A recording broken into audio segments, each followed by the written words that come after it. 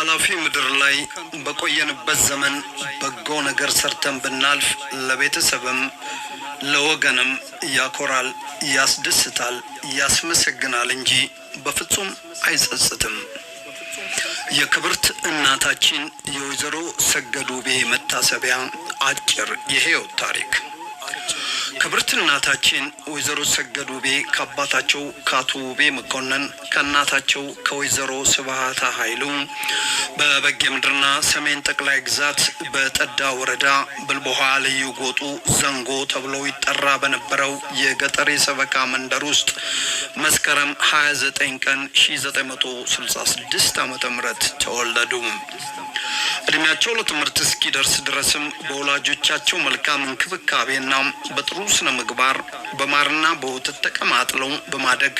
ወደ ትምህርት ቤት የመግቢያ እድሜያቸው ላይ እንደደረሱ በትውልድ ሀገራቸው በጠዳ ከተማ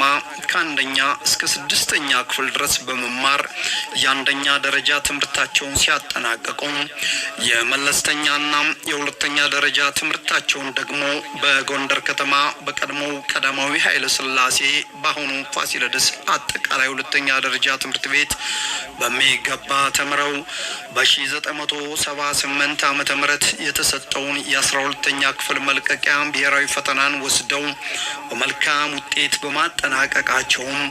በጎንደር ሕክምናና ጤና ሳይንስ ኮሌጅ ተመድበው በነርሲንግ ትምህርት ክፍል የሚሰጠውን ሙያዊ ስልጠናና ትምህርት ለ3 ዓመታት በከፍተኛ ትጋት ሌት ተቀን ደከመኝ ሰለቸኝ ሳይሉ በማጥናትና በመመራመር እጅግ በአማረና በተመሰገነ ውጤት በማጠናቀቃቸው የኮሌጁ ሴኔትም ባመጡት እጅግ ደማቅና አንጸባራቂ የትምህርት ውጤታቸው መሰረት በተማሩበት ሆስፒታል ውስጥ በነርሲንግ ሙያቸው ተመድበው ህሙማንን በሚያውቁትና በተደነቁበት ክህሎታቸው እየረዱ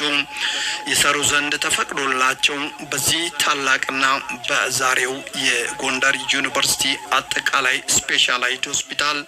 ለ3 ዓመታት ያህል በንቃትና በከፍተኛ ብቃት ከሰሩ በኋላ በዚህ ሙያቸው በጎርጎራ ከተማ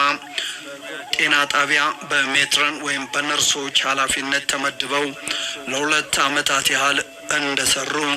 ከልጅነታቸው ጀምሮ በውጭ ሀገር ማለትም ባህር ማዶ ከሚገኝ የሰለጠነ ሀገር ውስጥ ሄደው በእውቀትና በምርምር ራሳቸውን ለማሳደግና በኋላም